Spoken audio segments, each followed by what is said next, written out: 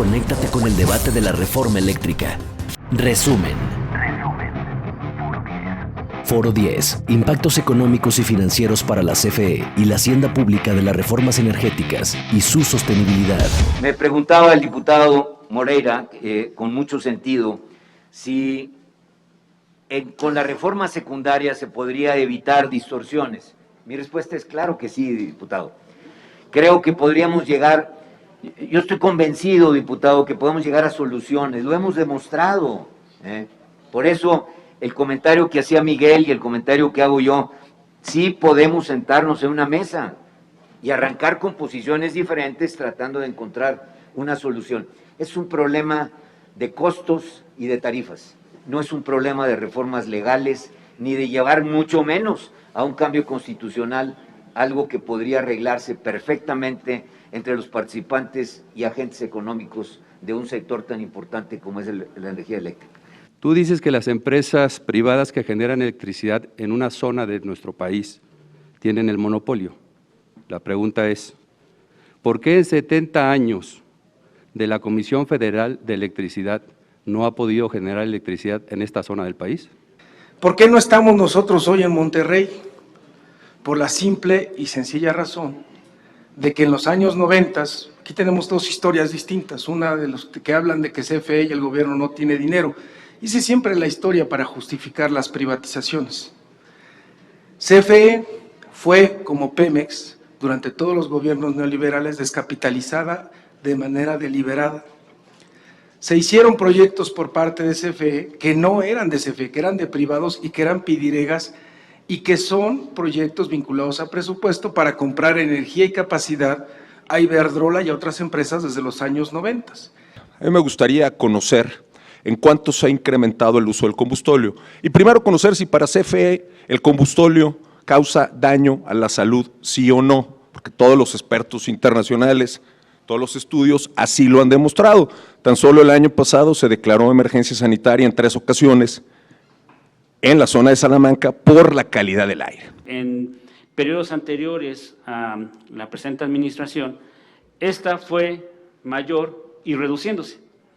Es mucho mayor la emisión que existía antes de esta administración a la que actualmente se está manejando. Ahorita ya Miguel dio el dato del 3%, pero anteriormente era del 10, del 11%, y se está cumpliendo con esta situación. Lo interesante de esta reforma es que ya constitucionalmente se va a hablar del tema de la transición energética como un elemento importante en el cual se va a tener que plasmar constitucionalmente el camino hacia esa situación que tenemos que enfrentar.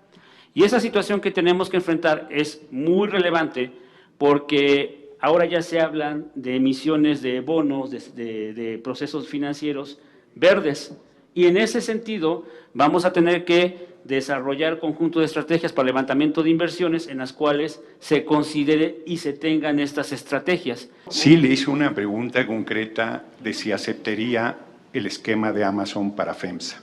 De acuerdo.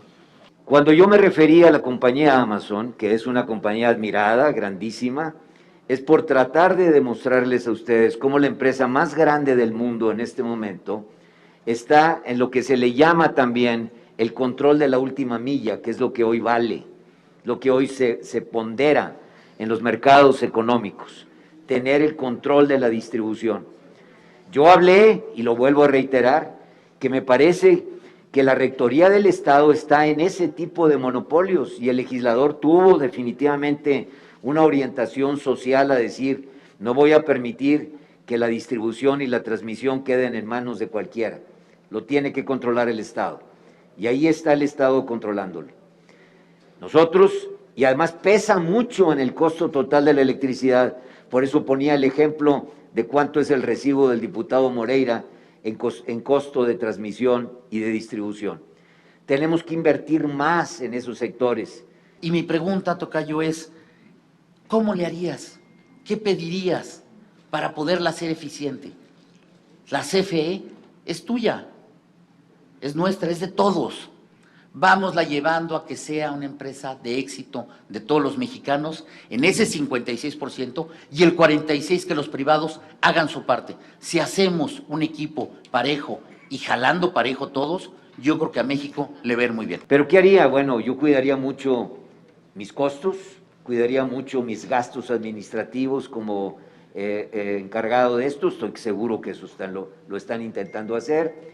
Trataría de ir produciendo cada vez más barato, constantemente llevaría mi comparación contra los que lo hacen mejor e invertiría todo mi esfuerzo por tratar de ir un paso adelante en el uso tecnológico en una industria que está cambiando a velocidades impresionantes. Se nos olvida que el mundo está enfrente de una transición sí energética, pero también tecnológica, tocayo. Y el que no se ponga adelante en la tecnología, pues va a perder competitividad. ¿Qué tendríamos que hacer?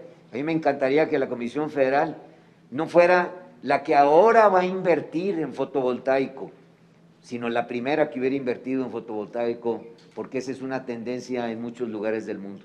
La primera que estuviera invirtiendo en aerogeneradores, la primera en el uso del hidrógeno, la primera en utilizar el mar como lo usan los israelitas, la primera en una enorme cantidad de proyectos que le permitiesen, por un lado, transitar en este nuevo reto que tenemos como sociedad y por otro lado, aprovechar las tecnologías.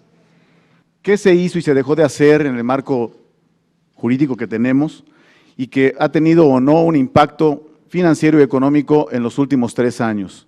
¿Qué se hizo y se dejó de hacer respecto a este marco jurídico que tenemos en nuestro país, particularmente en la reforma eléctrica del 2013? ¿Cuál es el cálculo del impacto presupuestal de esta reforma?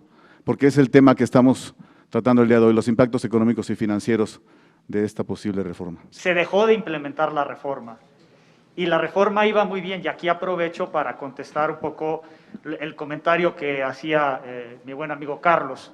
La verdad es que la reforma iba muy bien y en términos de renovables, las inversiones que se empezaban a dar eran considerables. Por eso les quiero enseñar la lámina 64, pero esto me parece que es fundamental. Se cancelaron las subastas. Las subastas, como se ha referido aquí, fueron los mecanismos más exitosos para contratar energía limpia en el mundo. Dieron como resultado en su momento los precios más bajos. Y contrario a lo que se piensa, Carlos, no pagan el precio marginal, pagan el precio de la subasta. El precio marginal, vuelvo a insistir en algo que ya había dicho, no sirve para el pago de los contratos. La energía de la subasta se paga al precio contratado.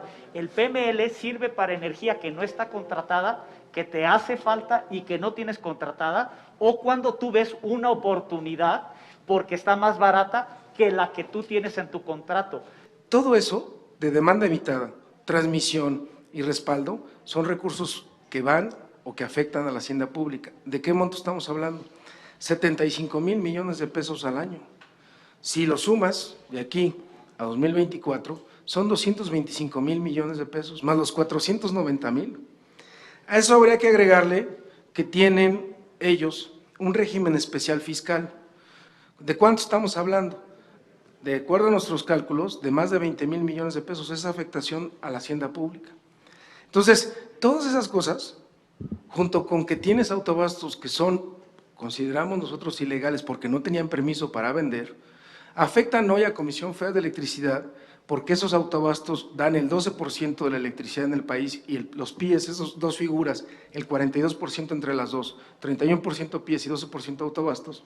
El caso de los autoabastos, como lo están compitiendo ilegalmente y entonces subsidian, o están subsidiados y les dan una tarifa preferencial a estos grandes consumidores, entonces nos están quitando la posibilidad a Comisión Federal de Electricidad de tener hoy 150,000 millones de pesos de ingresos. ¿De cuánto estamos hablando? De aquí al 2024, de poco más o casi 800,000 millones de pesos. Así queremos hablar de cifras, pues esa es la afectación. CFE no puede darse ese lujo porque es una empresa de todos los mexicanos. Es necesaria la reforma energética para que podamos tener energía barata en este país y, por supuesto,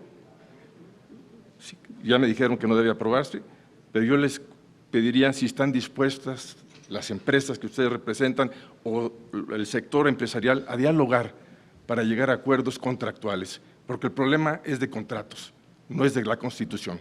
Vuelvo a insistir, creo que lo que se requiere para que este país sea competitivo es seguir con la reforma que teníamos y terminarla de implementar, porque se quedó a la mitad. Y faltan muchas cosas que podrían hacer que esto fuera más competitivo. Me parece que la reforma no está planteada para resolver los retos que enfrenta el sector. O sea, creo que la reforma de 2013 plantea un esquema, el esquema del régimen de calificados, el mercado mayorista, y es una herramienta que se planteó desde hace mucho tiempo y que pretende hacer mucho más eficiente el mercado. Entonces, el tema de los autoabastos es algo de un régimen anterior que ya se superó con esa reforma.